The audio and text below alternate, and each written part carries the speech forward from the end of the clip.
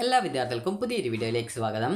ഈ വർഷത്തെ polytechnic diploma കോഴ്സുകളിലേക്കുള്ള പ്രവേശനത്തിൻ്റെ ഭാഗമായിട്ടുള്ള റെഗുലർ വിഭാഗത്തിലേക്ക് അപേക്ഷ സമർപ്പിച്ച വിദ്യാർത്ഥികൾക്ക് കൗൺസിലിംഗ് രജിസ്ട്രേഷൻ ചെയ്യുന്നതിനായിട്ട് അവസരം.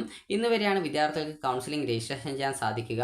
അപ്പോൾ ഇന്ന്, അതായത് ജൂലൈ 13-ാം തീയതി രാത്രി വരെ നിങ്ങൾക്ക് ഈ ഒരു കൗൺസിലിംഗ് രജിസ്ട്രേഷൻ ചെയ്യാൻ സാധിക്കും. എന്നാൽ നാളെ പുതുതായിട്ട് കൗൺസിലിംഗ് രജിസ്ട്രേഷൻ ചെയ്യാൻ സാധിക്കുന്നതല്ല.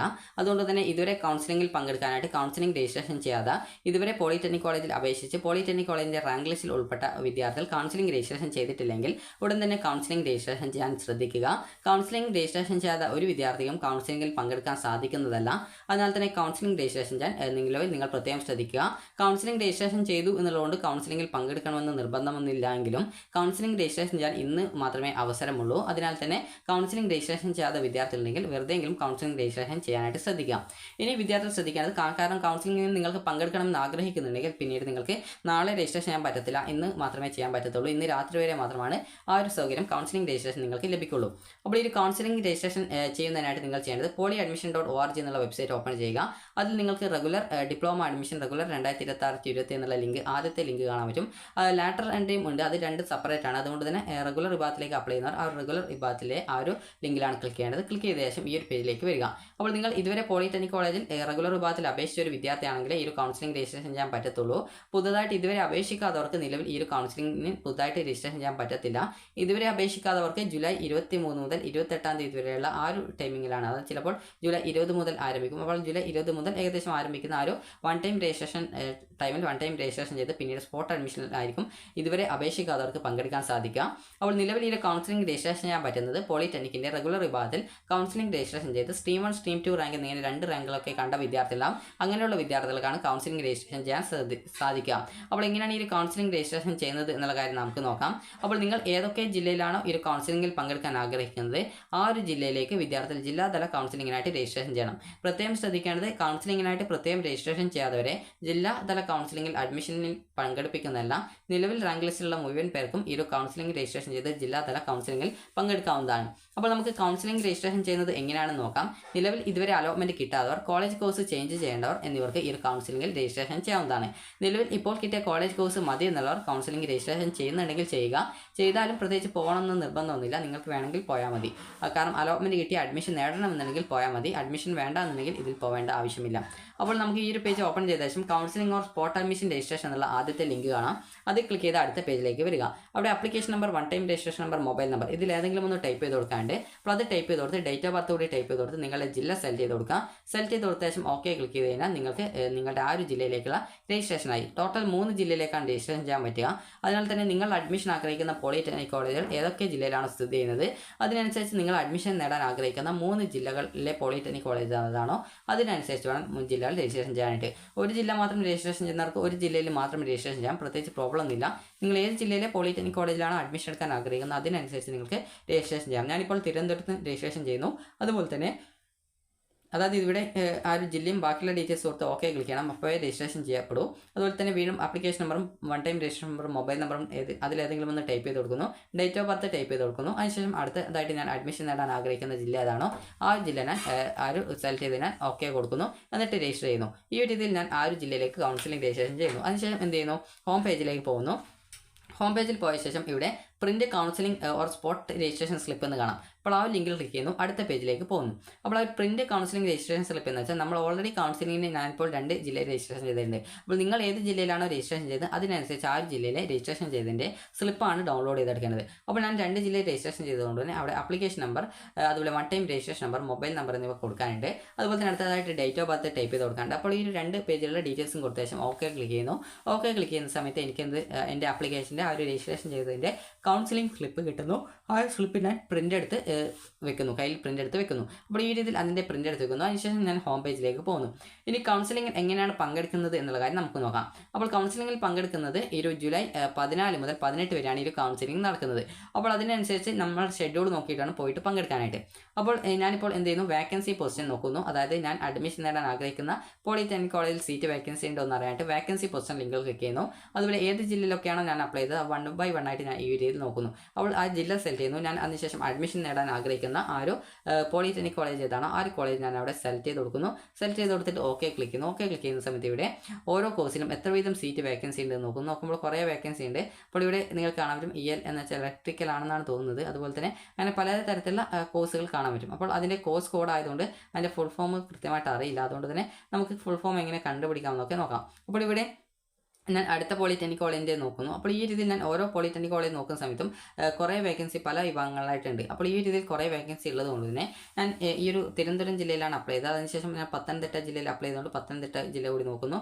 എന്നിട്ട് പത്തനംതിട്ട ജില്ലയിലെ ഓരോ കോളേജിലും എത്ര വീതം സീറ്റ് വേക്കൻസി ഉണ്ട് എന്നുള്ളത് ഈ രീതിയിൽ എനിക്ക് അഡ്മിഷൻ നേടാൻ ആഗ്രഹിക്കുന്ന ആ ഒരു കോളേജുകൾ സെലക്ട് ചെയ്തുകൊണ്ട് ഞാൻ നോക്കുന്നു. അപ്പോൾ ഈ രീതിയിൽ എനിക്ക് താല്പര്യമുള്ള കോളേജുകൾ ഏതൊക്കെയാണ്, അവിടെയൊക്കെ വേക്കൻസി എത്രയുണ്ട് എന്ന് നോക്കുന്നു. അപ്പോൾ ഈ ഒരു രീതിയിൽ നോക്കുന്ന സമയത്ത് നിരവധി വേക്കൻസി പല കോളേജിലും കാണിക്കുന്നുണ്ട്. അതിനാൽ തന്നെ പലയിടത്തും കുറേ സീറ്റ് വേക്കൻസി ഉണ്ടെന്ന് മനസ്സിലാക്കാം. അപ്പോൾ അവിടെ നിങ്ങൾ നോക്കുന്ന സമയത്ത് കൃത്യമായിട്ട് നിങ്ങൾക്ക് അവിടെ ആ ഒരു കോളേജിൻ്റെ ആ ഒരു കോഴ്സിൻ്റെ കോഡായിരിക്കും ഇതേപോലെ കണ്ടിട്ടുണ്ട്. അപ്പോൾ കോഴ്സിൻ്റെ ഫുൾ ഫോം നിങ്ങൾക്ക് അറിയണമെന്നുണ്ടെങ്കിൽ ഇവിടെ ഡൗൺലോഡ്സ് എന്നുള്ള ഓപ്ഷൻ കൊടുത്തിട്ടുണ്ട്. അത് ക്ലിക്ക് ചെയ്ത ശേഷം വിദ്യാർത്ഥികൾക്ക് അടുത്ത പേജിൽ പോയ ശേഷം വിദ്യാർത്ഥികൾക്ക് ഇവിടെ കാണാൻ സാധിക്കുന്നതാണ്. അതായത് ഇവിടെ ഫോം ഓഫ് ഓതറൈസേഷൻ ലെറ്റർ. അപ്പോൾ form of authorisation letter click ചെയ്ത് ഇത് ഡൗൺലോഡ് ചെയ്തെടുക്കുക. ഈ ഒരു ഓതറൈസേഷൻ ലെറ്റർ എന്തിനാണെന്ന് ചോദിച്ചാൽ ഞാനിപ്പോൾ 2 ജില്ലയിൽ പങ്കെടുക്കുന്നുണ്ട്. അതായത് തിരുവനന്തപുരം അതുപോലെ തന്നെ പത്തനംതിട്ട. അപ്പോൾ ഈ ഒരു ജില്ലയിൽ സെയിം ഡേ തന്നെയാണ്, അതായത് ഒരേ ദിവസം തന്നെയാണ് കൗൺസിലിംഗ് എങ്കിൽ 2 ദിവസം ആ രണ്ടും സെയിം ഡേ ആയതുകൊണ്ട് 2 കോളേജിലും എനിക്ക് ഒരുമിച്ച് പങ്കെടുക്കാൻ പറ്റത്തില്ല.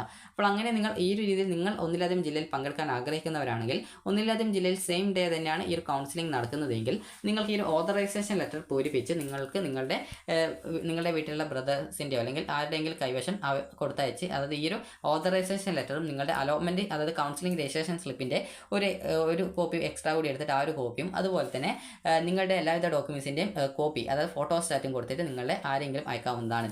ഇനി അതുപോലെ തന്നെ ഈ ഒരു മറ്റൊരു പോളിടെക്നിക് കോളേജിൽ നിങ്ങൾ പങ്കെടുക്കാനായിട്ട് അത് നേരിട്ട് നിങ്ങൾ ആ ഒരു ദിവസം 2 ദിവസം അതായത് 2 ദിവസമല്ല എല്ലാ 2 ജില്ലയിലും സെയിം ഡേ തന്നെയാണ് നിങ്ങൾക്ക് ആ ഒരു കൗൺസിലിംഗ് നടക്കുന്നത് എന്നുകൊണ്ട് തന്നെ ഒരു ജില്ലയിലെ കൗൺസിലിംഗിൽ നിങ്ങൾ പങ്കെടുക്കുക, മറ്റൊരു ജില്ലയിലെ ആ ഒരു കൗൺസിലിംഗിൽ നിങ്ങൾ മറ്റാരാണോ അയക്കുന്നത് അവരെയും അയച്ചിട്ട് നിങ്ങൾക്ക് ഇതിൽ പങ്കെടുക്കാവുന്നതാണ്. പ്രത്യേകം ശ്രദ്ധിക്കേണ്ടത് ഏറ്റവും ലാസ്റ്റ് ആര് പോയി പങ്കെടുത്ത അവിടെയാണ് അഡ്മിഷൻ കിട്ടുന്ന ആ ഒരു സീറ്റായിരിക്കും നിങ്ങളുടെ അലോട്ട്മെൻറ്റ് സീറ്റായിട്ട് പരിഗണിക്കുക. അതിനാൽ തന്നെ നിങ്ങൾക്ക് ഇഷ്ടപ്പെട്ട കോളേജ് ഫസ്റ്റ് നിങ്ങൾക്ക് കിട്ടിയിട്ടുണ്ടെങ്കിൽ ആ ഒരു കിട്ടിയ സീറ്റ് മതി എന്നുള്ളതുകൊണ്ട് നിങ്ങൾ അടുത്ത ജില്ലയിലെ കൗൺസിലിംഗിൽ പങ്കെടുക്കാൻ പോയാൽ നിങ്ങൾ ആരാണോ അയച്ചത് അവരോട് കൃത്യമായിട്ട് ആ ഒരു കാര്യം പറയുകയും അതിൽ പിന്നീട് ഇനി പങ്കെടുക്കേണ്ട, ഇപ്പോൾ കിട്ടിയ സീറ്റ് മതി എന്നുള്ളതുകൊണ്ട് അതിലേക്ക് നിങ്ങൾക്ക് പിന്നീട് ആദ്യം കിട്ടിയ നിങ്ങൾ പോയ ആ ഒരു കോളേജ് കിട്ടിയ സീറ്റ് നിങ്ങൾക്ക് സെക്യൂർ ആക്കാവുന്നതാണ്. ഇനി കോഴ്സിൻ്റെ ഫുൾ ഫോം അറിയാനായിട്ട് പ്രോഗ്രാംസ് ആൻഡ് കോഴ്സ് അനക്സർ 2 എന്ന് കാണാൻ പറ്റും. അത് ക്ലിക്ക് ചെയ്ത് കഴിഞ്ഞാൽ വിദ്യാർത്ഥികൾക്ക് ഇതേപോലെ ആ ഒരു കോഴ്സിൻ്റെ ഫുൾ ഫോം ഇതേപോലെ ആ ഒരു PDF ഇതേപോലെ ഓപ്പൺ ആയിട്ട് വരുന്നതാണ്. അപ്പോൾ ഈ ഒരു PDFിൽ കൃത്യമായിട്ട് നിങ്ങൾക്ക് കാണാൻ സാധിക്കും. അതായത് നിലവിൽ ഇപ്പോൾ അത് ലോഡായിക്കൊണ്ടിരിക്കുകയാണ്. അപ്പോൾ ആ ഒരു പേജിൽ നിങ്ങൾക്ക് കൃത്യമായിട്ട് കൊടുത്തിട്ടുണ്ടാകും, അതായത് ഓരോ കോഴ്സിൻ്റെ ഫുൾ ഫോം എന്താണ് എന്നുള്ളത്, അതുപോലെ തന്നെ കോഴ്സിൻ്റെ ചുരുക്കരൂപം എന്താണെന്നുള്ളത് കൃത്യമായിട്ട് തന്നെ അതിൽ കൊടുത്തിട്ടുണ്ടാകും. അപ്പോൾ അത് കൃത്യമായിട്ട് നിങ്ങൾക്ക് നോക്കാവുന്നതാണ്. ഞാൻ നിങ്ങൾക്ക് ഒന്നുകൂടി ഒന്ന് ഡൗൺലോഡ് ചെയ്ത് നോക്കാം, കാരണം അത് ഡൗൺലോഡായിട്ട് കിട്ടുന്നില്ല. അപ്പോൾ അതുകൊണ്ട് തന്നെ നമുക്ക് ജസ്റ്റ് ഒന്നുകൂടി നോക്കാം.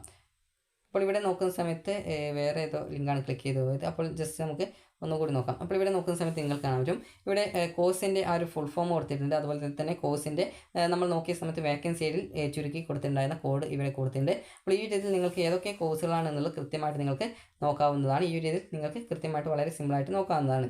ഇനി നിങ്ങൾ ശ്രദ്ധിക്കേണ്ട പ്രധാനപ്പെട്ട കാര്യം എന്ന് പറയുന്നത് നിങ്ങൾക്ക് ഈ ഒരു സ്ട്രീം 1 സ്ട്രീം 2 എന്നിങ്ങനെ 2 റാങ്കുകൾ നിങ്ങൾ കണ്ടിട്ടുണ്ടാകും. അപ്പോൾ സ്ട്രീം 1 സ്ട്രീം 2 എന്ന് പറയുന്നതിൽ അതിൽ ഒരു കോഴ്സ് എന്ന് പറയുന്നത് അത് സ്ട്രീം 2ൻ്റെ കോഴ്സ് എന്ന് പറയുന്നത് സ്ട്രീം 2 നോക്കാം, കാരണം സ്ട്രീം 2ൽ ആകെ 3 കോഴ്സേ വരുന്നുള്ളൂ. അപ്പോൾ സ്ട്രീം 2 എന്ന് പറയുമ്പോൾ അതിൽ ഒന്ന് കൊമേഴ്ഷ്യൽ പ്രാക്ടീസ് സ്ട്രീം 2 കോഴ്സാണ്. അതുപോലെ തന്നെ കമ്പ്യൂട്ടർ ആപ്ലിക്കേഷൻ ബിസിനസ് മാനേജ്മെൻറ്റ് ആ ഒരു കോഴ്സ് ഏകദേശം സ്ട്രീം 2 ആണ് എന്നാണ് തോന്നുന്നത്. അതുപോലെ തന്നെ അടുത്തതായിട്ട് ഇതിൽ വേറൊരു കോഴ്സ് കൂടിയുണ്ട്, അതായത് ഒരു കാറ്ററിംഗ് ടെക്നോളജിയുടെ, അതായത് ഈ ഒരു hotel management and catering technology. അപ്പോൾ ആ ഒരു കോഴ്സും വരുന്നത് സ്ട്രീം 2ലാണ് വരുന്നത്. അപ്പോൾ ഈ ഒരു 3 കോഴ്സുകളാണ് ടോട്ടലായിട്ട് സ്ട്രീം 2ൽ വരുന്നത്. ബാക്കി ഏത് കോഴ്സും സ്ട്രീം 1ൻ്റെ റാങ്ക് നോക്കിയിട്ടാണ് നിങ്ങൾക്ക് അതിൽ അഡ്മിഷൻ കൊടുക്കുന്നത്. അപ്പോൾ ആ ഒരു കാര്യം നിങ്ങൾ കൃത്യമായിട്ട് ശ്രദ്ധിക്കാം. അപ്പോൾ സ്ട്രീം 1ൻ്റെ റാങ്ക് നോക്കിയിട്ട് നിങ്ങൾ ഇതിൽ പങ്കെടുക്കുന്നതായിരിക്കും കൂടുതൽ നല്ലത്. അതാകുമ്പോൾ നിങ്ങൾക്ക് ഇഷ്ടപ്പെട്ട ഈ ഒരു മെക്കാനിക്കൽ പോലുള്ള അതുപോലെ ടെക്നിക്കൽ ആയിട്ടുള്ള കോഴ്സുകൾ നിങ്ങൾക്ക് പഠിക്കാൻ പറ്റുന്നതായിരിക്കും. അപ്പോൾ ഇതിനുശേഷം നിങ്ങൾ ചെയ്യേണ്ട പ്രധാനപ്പെട്ട കാര്യം counselling or spot admission schedule എന്നുള്ള ഈ ഒരു ലിങ്കിൽ അവിടെ ക്ലിക്ക് ചെയ്യുക. ആ ലിങ്കിൽ ക്ലിക്ക് ചെയ്ത് കഴിഞ്ഞാൽ നിങ്ങൾക്ക് അടുത്ത പേജിലേക്ക് പോകുന്നതാണ്. അപ്പോൾ അടുത്ത പേജിൽ നിങ്ങൾക്ക് നിങ്ങളുടെ ടോട്ടൽ 14 നോഡൽ പോളിടെക്നിക് കോളേജാണുള്ളത്. അപ്പോൾ 14 നോഡൽ പോളിടെക്നിക് കോളേജിൽ ഏകദേശം അധിക പോളിടെക്നിക് കോളേജിൻ്റെയും ഷെഡ്യൂൾ നിലവിൽ ഇപ്പോൾ വെബ്സൈറ്റിൽ വന്നിട്ടുണ്ട്. അപ്പോൾ ആ ഒരു ഷെഡ്യൂൾ നിങ്ങൾ കൃത്യമായിട്ട് നോക്കുക. ഈ ഒരു ഷെഡ്യൂൾ കൃത്യമായിട്ട് ുണ്ടോ എന്ന് നോക്കുക. അപ്പോൾ ചില ഷെഡ്യൂൾ വന്നിട്ടുണ്ടാവില്ല, അത് ഏകദേശം ഇന്ന് രാത്രിയോടെ തന്നെ വരുന്നതായിരിക്കും.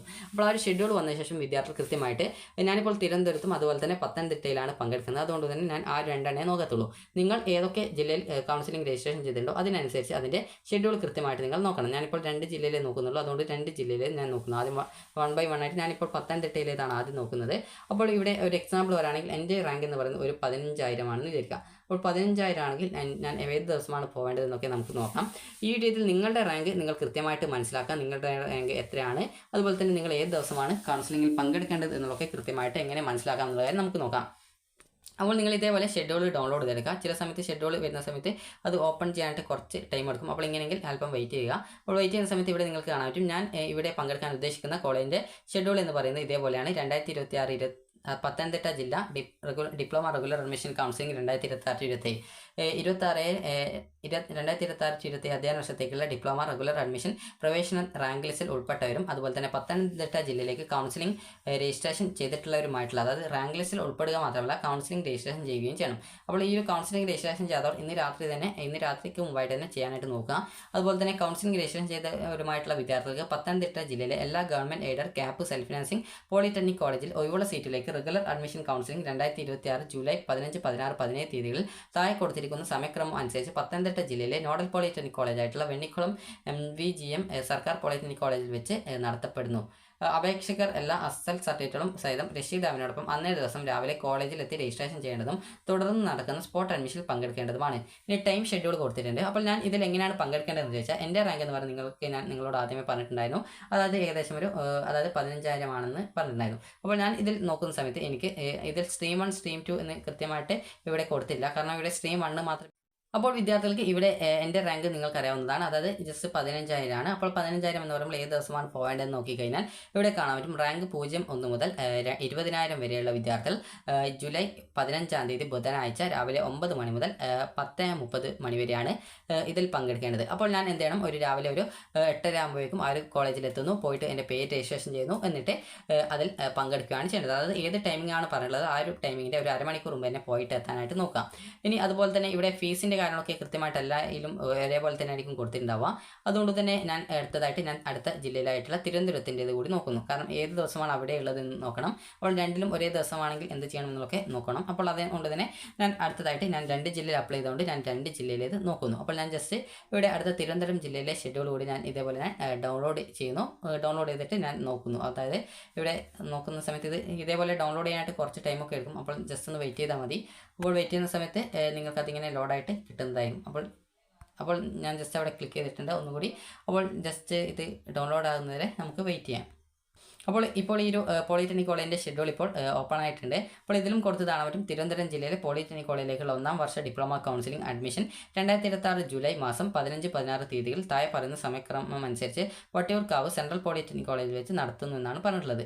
അപ്പോൾ കൗൺസിലിംഗിൻ്റെ ഷെഡ്യൂൾ കൊടുത്തിട്ടുണ്ട്. ഇതിൽ സ്ട്രീം 1 ഉണ്ട്, അതുപോലെ തന്നെ സ്ട്രീം 2 ഉണ്ട്. കാരണം ഈ ഒരു കോളേജിൽ 2 വിഭാഗത്തിലുള്ള കോഴ്സുകളുണ്ട്. അപ്പോൾ ഞാൻ സ്ട്രീം 1 റാങ്ക് ആദ്യം നോക്കുന്നു, എന്നിട്ട് സ്ട്രീം 2 എന്നിട്ട് നോക്കാമെന്ന് വിചാരിക്കുന്നു. അപ്പോൾ എൻ്റെ സ്ട്രീം 1 റാങ്ക് എന്ന് പറയുന്നത് ഈ ഒരു 15,000 ആണ് നിങ്ങളോട് പറഞ്ഞിട്ടുണ്ടായിരുന്നു. അപ്പോൾ ഞാൻ എൻ്റെ സ്ട്രീം 1 റാങ്ക് നോക്കുന്ന സമയത്ത് ഇതിൽ ഞാൻ പങ്കെടുക്കേണ്ട ഡേറ്റ് നോക്കുന്ന സമയത്ത് ഇവിടെ കാണാൻ പറ്റും. അതായത് 15,000 എന്ന് പറയുമ്പോൾ നിങ്ങൾക്കറിയാം എൻ്റെ റാങ്ക് എന്ന് പറയുമ്പോൾ 15,000 ആണ്. അപ്പോൾ നിങ്ങളുടെ റാങ്ക് ഏത് ദിവസമാണ് വരുന്നത് എന്നുള്ളത് നിങ്ങൾ അപ്ലൈ ചെയ്ത ജില്ലയുടെ ഷെഡ്യൂൾ നോക്കിയിട്ട് മനസ്സിലാക്കണം. അപ്പോൾ ഇവിടെ ഞാൻ നോക്കുന്ന സമയത്ത് ഇവിടെ 14,001 മുതൽ 20,000 വരെയുള്ള എല്ലാ വിഭാഗക്കാരും എന്ന് പറഞ്ഞിട്ടുണ്ട്. അപ്പോൾ ഇവിടെ കൃത്യമായിട്ട് പറഞ്ഞിട്ടുണ്ട് 14,001 മുതൽ 20,000 വരെയുള്ള എല്ലാ വിഭാഗക്കാരും എന്ന് പറഞ്ഞിട്ടുണ്ട്. അപ്പോൾ ഈ ഒരു ഞാൻ എൻ്റെ 15,000 ആണ് എൻ്റെ റാങ്ക് ആയതുകൊണ്ട് തന്നെ എന്ത് ചെയ്യുന്നു, ഞാൻ ഇവിടെ നോക്കുന്ന സമയത്ത് 14,001 മുതൽ 20,000 വരെയുള്ള ആ ഒരു ലിസ്റ്റിലാണ് എൻ്റെ 15,000 വരിക. അപ്പോൾ അതുകൊണ്ട് തന്നെ എനിക്ക് ആ ഒരു ഷെഡ്യൂൾ ഉള്ളത് 16-ാം തീയതി വ്യാഴാഴ്ചയാണ്. വ്യാഴാഴ്ച ഉച്ചയ്ക്ക് 12 മണിക്കാണ് ഷെഡ്യൂൾ പറഞ്ഞിട്ടുള്ളത്. അതിനാൽ തന്നെ ഞാൻ എന്ത് ചെയ്യുന്നു, രാവിലെ 10 മണിക്കേക്ക് എത്തുന്ന രീതിയിൽ അല്ലെങ്കിൽ 11 മണിക്കേക്ക് എത്തുന്ന രീതിയിൽ പോളിടെക്നിക് കോളേജിലേക്ക് പോകണം. അപ്പോൾ ഈ രീതിയിലാണ്. അപ്പോൾ എനിക്കിപ്പോൾ 2 ജില്ലയിലും 2 ദിവസങ്ങളായിട്ടാണുള്ളത്. ഒന്ന് 15-ാം തീയതി ആണ്, ഒന്ന് 16-ാം തീയതിയാണ്. അപ്പോൾ ഞാൻ എന്ത് ചെയ്യുന്നു, അതായത് ആദ്യം ഒരു 15-ാം തീയതിയുള്ള ആ ഒരു ഷെഡ്യൂൾ ഞാൻ പോയിട്ട് അതിൽ പങ്കെടുക്കുന്നു. എനിക്ക് ഇഷ്ടപ്പെട്ട കോളേജ് കോഴ്സിലേക്കാണ് കിട്ടിയതെങ്കിൽ അവിടെ ഞാൻ ജോയിൻ ചെയ്യുന്നു. ഇനിയിപ്പോൾ എനിക്ക് അവിടെ അലോട്ട്മെന്റ് കിട്ടിയിട്ടില്ല എന്ന് വിചാരിക്കുക. അങ്ങനെ കിട്ടിയിട്ടില്ലെങ്കിൽ ഞാൻ എന്ത് ചെയ്യുന്നു, 16-ാം തീയതി വ്യാഴാഴ്ചത്തെ ഷെഡ്യൂളിൽ തിരുവനന്തപുരം ജില്ലയിലെ ആ ഒരു നോഡൽ പോളിടെക്നിക് കോളേജിൽ പോയിട്ട് അവിടുത്തെ ആ ഒരു കൗൺസിലിംഗ് ഞാൻ പോയിട്ട് പങ്കെടുത്തിട്ട് എനിക്ക് അഡ്മിഷൻ കിട്ടുമോ നോക്കുന്നു. കിട്ടിയിട്ടുണ്ടെങ്കിൽ അവിടെ ഞാൻ ജോയിൻ ചെയ്യുന്നു. ഈ രീതിയിലാണ് ഇതിൻ്റെ കാര്യം എന്ന് പറയുന്നത്. ഇനി അതേസമയം എനിക്ക് പത്തനംതിട്ട ജില്ലയിൽ ഞാൻ അപ്ലൈ ചെയ്തുകൊണ്ട് അവിടെയാണ് എനിക്ക് കിട്ടുന്നതെങ്കിൽ ഞാൻ അവിടെ ജോയിൻ ചെയ്യും. പിന്നീട് ഇവിടത്തേക്ക് ഞാൻ ഈ ഒരു തിരുവനന്തപുരം ജില്ലയിലെ കൗൺസിലിംഗിൽ എനിക്ക് തിരുവനന്തപുരം ജില്ലയിൽ ഏതെങ്കിലും കോളേജിൽ ജോയിൻ ചെയ്യണമെന്നുണ്ടെങ്കിൽ മാത്രമേ പോകത്തുള്ളൂ. ഇനിയിപ്പോൾ ചില വിദ്യാർത്ഥികൾക്ക് സെയിം ഡേ തന്നെയാണ് കൗൺസിലിംഗ് ഉള്ളതെങ്കിൽ നേരത്തെ പറഞ്ഞതുപോലെ നിങ്ങളുടെ ഡോക്യുമെൻസിൻ്റെ കോപ്പിയും അതിൻ്റെ കൂടെ ഓതറൈസേഷൻ ലെറ്റർ ഡൗൺലോഡ്സിൽ കൊടുത്തിട്ടുണ്ട്. ആ ഒരു ഡൗൺലോഡ്സിൽ നിന്ന് നിങ്ങൾക്ക് ഡൗൺലോഡ് ആ ഒരു ലിങ്കിൽ നിന്ന് ക്ലിക്ക് ചെയ്ത് ഓതറൈസേഷൻ ലെറ്റർ ഡൗൺലോഡ് ചെയ്ത് പൂരിപ്പിച്ച് ആ ഒരു ഓതറൈസേഷൻ ലെറ്ററും നിങ്ങളുടെ ഡോക്യുമെൻസിൻ്റെ കോപ്പിയും നിലവിൽ ഏതെങ്കിലും കോളേജിൽ അഡ്മിഷൻ നേടിയവരാണെങ്കിൽ അഡ്മിഷൻ സ്ലിപ്പിൻ്റെ കോപ്പിയും നിങ്ങളുടെ രക്ഷിതാവിൻ്റെ അടുത്ത് കൊടുത്തയക്കുക. അതുപോലെ മറ്റേ കോളേജിൽ മറ്റേ ജില്ലയിലെ നോഡൽ പോളിടെക്നിക് കോളേജിൽ നിങ്ങൾ ഈ ഒരു അഡ്മിഷൻ സ്ലിപ്പും മറ്റ് ഡോക്യുമെൻസിൻ്റെ കോപ്പിയും അതുപോലെ തന്നെ നിങ്ങൾക്ക് അടക്കാനുള്ള ഫീസും കാര്യങ്ങളൊക്കെ എടുത്തുകൊണ്ട് പോയിട്ട് ഈ ഒരു കൗൺസിലിംഗിൽ പങ്കെടുക്കാം. പ്രത്യേകം ശ്രദ്ധിക്കേണ്ടത് അഡ്മിഷൻ സ്ലിപ്പ് എന്ന് പറയുന്നത് നിലവിൽ ഫസ്റ്റ് സെക്കൻഡ് അലോട്ട്മെൻറ്റ് അഡ്മിഷൻ നേടുന്നവർക്ക് മാത്രമേ അഡ്മിഷൻ സ്ലിപ്പ് ഉണ്ടാവുള്ളൂ. അങ്ങനെയുള്ള വിദ്യാർത്ഥികൾ മാത്രമാണ് അഡ്മിഷൻ സ്ലിപ്പ് എടുത്തിട്ട് പോകേണ്ടത്. ബാക്കിയുള്ളവർ ഡോക്യുമെൻസും കാര്യങ്ങളൊക്കെ അതുപോലെ തന്നെ കൗൺസിലിംഗ് രജിസ്ട്രേഷൻ സ്ലിപ്പും എടുത്തിട്ട് വേണം പോകാനായിട്ട്. ഇനി എന്തൊക്കെ ഡോക്യുമെൻറ്റുകളാണ് എടുത്തിട്ട് പോകേണ്ടത് എന്നുള്ള കാര്യം നമുക്ക് നോക്കാം. അതുപോലെ തന്നെ സ്ട്രീം 1 റാങ്ക് ലിസ്റ്റിൽ ഉൾപ്പെട്ട സ്ട്രീം 1 റാങ്കിൽ അഡ്മിഷൻ നേടിയിട്ടുള്ള വിദ്യാർത്ഥികൾക്ക് അഥവാ ചില വിദ്യാർത്ഥികൾക്ക് സ്ട്രീം 2വിൽ ജോയിൻ ചെയ്യാൻ ആഗ്രഹിക്കുന്നുണ്ടാവും. അങ്ങനെയുള്ള വിദ്യാർത്ഥികൾ സ്ട്രീം 2വിൻ്റെ റാങ്ക് നോക്കിയിട്ട് അതിലും പങ്കെടുക്കാവുന്നതാണ്. അപ്പോൾ എനിക്ക് സ്ട്രീം 1 കോഴ്സ് മതി എന്നുള്ളതുകൊണ്ട് ഞാൻ സ്ട്രീം 1 മാത്രം നോക്കുന്നുള്ളൂ. അതുപോലെ തന്നെ ചില കോളേജ് ഇതേപോലെ സെൽഫ് ഫിനാൻസ് കോളേജിൽ അഡ്മിഷൻ എടുക്കാൻ ആഗ്രഹിക്കുന്നവർക്ക് ഇന്ന ദിവസം എന്ന് പറഞ്ഞിട്ടുണ്ടാകും. അപ്പോൾ നിങ്ങൾക്ക് പ്രൈവറ്റ് സെൽഫ് ഫിനാൻസ് കോളേജിൽ ജോയിൻ ചെയ്യാൻ താല്പര്യമുണ്ടെങ്കിൽ അങ്ങനെയുള്ള കോളേജിൽ നിങ്ങൾക്ക് ആ ഒരു ടൈമിൽ പോയിട്ട് ഷെഡ്യൂൾ നോക്കി പോയിട്ട് പങ്കെടുക്കാവുന്നതാണ്. അപ്പോൾ സ്ട്രീം 1ൽ ആദ്യം പങ്കെടുത്ത ഒരു വിദ്യാർത്ഥിക്ക് പിന്നീട് ഗവൺമെൻറ്റിൽ എവിടെയും കിട്ടിയിട്ടില്ലെങ്കിൽ ശ്രീ പോളിടെക്നിക് കോളേജ് വേണമെങ്കിൽ അവിടെ നിങ്ങൾക്ക് ജോയിൻ ചെയ്യാനായിട്ട് ആ ഒരു കൗൺസിലിംഗ് ഷെഡ്യൂൾ നോക്കി പങ്കെടുക്കാവുന്നതാണ്. ഇനി ഇതിൽ പങ്കെടുക്കാൻ പോകുന്ന സമയത്ത് എന്തൊക്കെ ഡോക്യുമെൻറ്റ്സ് ആണ് വേണ്ടതെന്ന് ചോദിച്ചാൽ പങ്കെടുക്കുന്നവർ എല്ലാ സർട്ടിഫിക്കറ്റുകളുടെയും ഒറിജിനൽ ഹാജരാക്കണം. അത് SSLC അല്ലെങ്കിൽ THSLC അല്ലെങ്കിൽ VHSC എന്നിവയുടെ ഒറിജിനൽ ഹാജരാക്കണം. അതുപോലെ തന്നെ വരുമാന സർട്ടിഫിക്കറ്റ്, ജാതി സർട്ടിഫിക്കറ്റ്, EWS സർട്ടിഫിക്കറ്റ് ഇതിൽ ആവശ്യമുള്ള ഡോക്യുമെൻറ്റ് നിങ്ങൾക്ക് ഏതൊക്കെയാണോ അത് ഹാജരാക്കണം. അതുപോലെ തന്നെ സർക്കാർ കോളേജിൽ അഡ്മിഷൻ ലഭിക്കുകയാണെങ്കിൽ വാർഷിക ഫീസ് 1,00,000 രൂപ വരെയുള്ളവർ 1,000 രൂപയും മറ്റുള്ളവർ 4,200 രൂപയും ഫീസായിട്ട് PTA ഫണ്ടിന് പുറമെ അടക്കേണ്ടതാണ്. ഫീസ് QR കോഡ് ഉപയോഗിച്ച് മാത്രമേ സ്വീകരിക്കുള്ളൂ. അഡ്മിഷന് വിദ്യാർത്ഥിയോടൊപ്പം രക്ഷിതാക്കൾ ഹാജരാവേണ്ടതാണ്. സ്ട്രീം 1 എന്ന് പറയുമ്പോൾ എഞ്ചിനീയറിംഗ് ടെക്നോളജി കോഴ്സും അതുപോലെ തന്നെ ഒരു സ്ട്രീം 2 കോഴ്സ് എന്ന് പറയുമ്പോൾ commercial practice, computer application, business management, hotel management and catering technology എന്നീ കോഴ്സുകളാണ് വരുന്നത്. അപ്പോൾ നിങ്ങൾക്ക് ഈ ഒരു വീഡിയോ ഉപകാരപ്രദമായിട്ടുണ്ടെങ്കിൽ ലൈക്ക് ചെയ്യുക, ഷെയർ ചെയ്യുക. Thank you for watching.